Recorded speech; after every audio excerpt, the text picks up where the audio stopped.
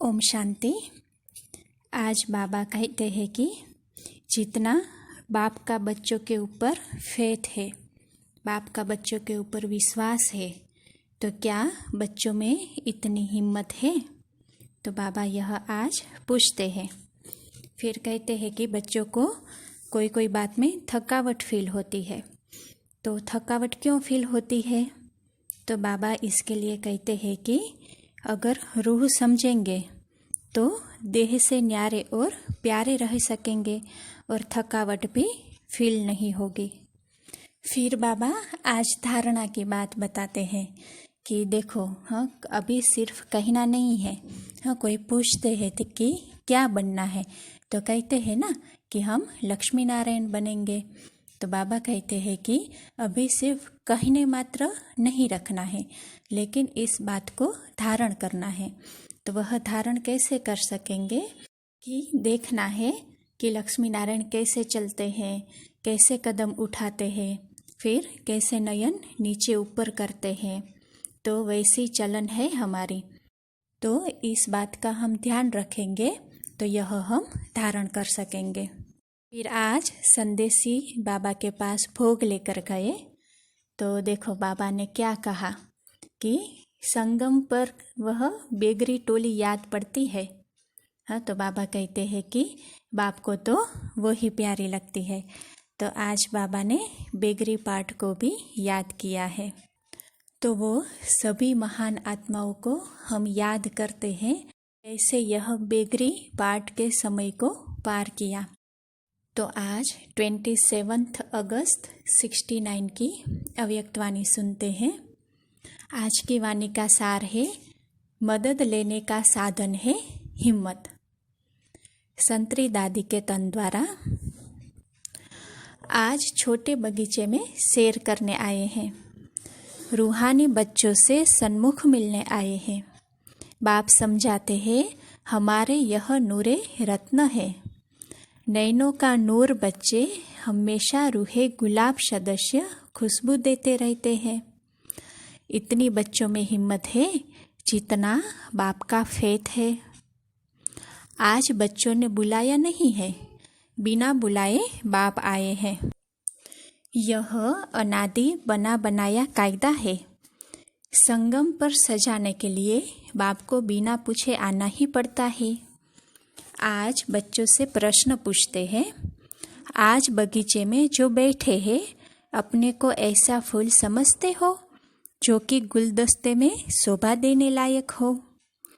राखी हर एक को बांधी हुई है। राखी बंधन का रहस्य क्या है? तो आज बाप बच्चों से मिलने आए हैं। बहुत बड़ी जिम्मेवारी उठाई है। छोटी छोटी जवाबदारी जो उठाते हैं वो भी कितना थक जाते हैं। सारी सृष्टि का बोझा किन पर है? बोझा सिर पर चढ़ाना भी है तो उतारना भी है, परंतु थकना नहीं है। बच्चों को थकावट क्यों फील होती है? बाबा कहते हैं कि बच्चों को थकावट क्यों फील होती है? तो देखो बाबा क्या कहते हैं, क्योंकि अपने को रूहे गुलाब नहीं समझते हैं। रूह समझे तो देह से न्यारा और प्यारा रहे। जैसे बाप है वैसे ही बच्चे हो। जितनी हिम्मत है उतनी ही मदद भी बाप दे ही रहे हैं। हिम्मत से मदद मिलती है और मदद से ही पहाड़ उठता है। कलयुगी मिट्टी के पहाड़ को उठाकर सतयुगी सोना बनाना है। कैसे बनाना है?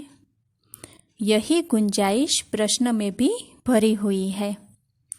तो आज थोड़े समय के लिए मुलाकात करने बाप को आना पड़ा। बाप को इच्छा होती है? वह तो इच्छा से न्यारा इच्छा रहित है। फिर भी इच्छा क्यों? आप सभी इच्छा रहित बने तो बाप को इच्छा हुई। आप बच्चे जानते नहीं हो कि बाप किसको कैसे संभालते थे और संभाल भी रहे हैं। इतनी जवाबदारी कैसे रम से संभाल कर बाप की भी इच्छा पूरी की तो अब बच्चों की भी कर रहे हैं। इसको ही राजू रमज़बाज कहा जाता है। बाप को तो हर एक बच्चे की इच्छा रखनी पड़ती है, रखकर फिर भी कहीं पर अपनी चलानी होती है। बच्चों की क्यों रखता है? बच्चे सभी नैनों के नूर है, इसलिए ही पहले बच्चे फिर बाप। सिरमेर को कभी कभी सिर पर भी बिठाना पड़ता है। पुरुषार्थ करते करते ठंडे पड़ जाते हो तो फिर पुरुषार्थ को आगे बढ़ाने की कोशिश करो। तब प्रश्न पूछ रहे हैं कि कंगन पूरा बंधा हुआ है? धरत पड़े पर धर्म न छोड़िए। आज के दिन तो विरोधी भी दुश्मन से दोस्त बन जाते हैं। बच्चों को सदैव कदम आगे बढ़ाना है। ताज तख्त जो मिलने वाला है, नज़र उस पर हो। सिर्फ कहने तक ही नहीं कि हम तो यह बनेंगे, परंतु अभी तो करने तक धारणा रखनी है। हाँ, बाबा कहते हैं कि सिर्फ कहने तक यह नहीं कहना है कि हम यह यानी कि लक्ष्मी नारायण बनेंगे, परंतु बाबा क्या कहते हैं, अभी तो करने तक धारणा रखनी है। लक्ष्मी नारायण कैसे चलते हैं, कैसे कदम उठाते हैं, कैसे नयन नीचे ऊपर करते हैं, वैसी चलन हो तब लक्ष्मी नारायण बनेंगे। अभी नयन ऊपर करोगे तो देह अभिमान आ जाएगा कि मेरे जैसा तो कोई नहीं है, मेरा तेरा आ जाएगा। भक्ति मार्ग में भी कहते हैं ना, नम्रता मनुष्यों के नयन नीचे कर देती है। हर एक को अपने को सजाना है, सदैव खुशबू देते रहो। लक्ष्य जो मिला है वैसे ही लक्ष्मी नारायण बनना है। राइट रास्ते पर चलना है, कदम आगे आगे बढ़ाना है। बाबा के पास आज संदेशी भोग ले आई तो बाबा ने कहा कि बच्चे तो यहाँ पर बैठे ही प्रिंस बन गए हैं। बाबा की बेगरी टोली भूल गई है, वैभव तो वहाँ मिलने वाले हैं। संगम पर बेगरी टोली याद पड़ती है, वो ही बाप को प्यारी लगती है। हाँ, देखो बाबा कहते हैं कि संगम पर बेगरी टोली भी याद पड़ती है, और बाबा कहते हैं कि बाप को तो वो ही प्यारी लगती है। सुदामा के चावलों की वैल्यू है ना, इस टोली में प्यार भरा हुआ है। बनाने वाले ने प्यार भरा है तो बाप और ही प्यार भरकर बच्चों को खिलाते हैं। फिर बाबा ने सिंधी हलवा खिलाया। दीदी सर्विस पूरी करके आई है, सब ठीक थे, कायदेशीर चल रहा है सब। डरने की कोई बात नहीं है, समय की बलिहारी है। बच्चों को पुरुषार्थ तो हर बात का करना है। समय को देखकर अविनाशी ज्ञान यज्ञ को जो कुंड कहा जाता है उसको भरना है, स्वाहा कर देना है। यज्ञ तो हमेशा कायम ही रहना है। वह यज्ञ तो 10-12 दिन किया, फिर जैसा का वैसा हो जाता है। यह तो अविनाशी यज्ञ है। शिव बाबा का भंडारा भरपूर, काल कंटक दूर।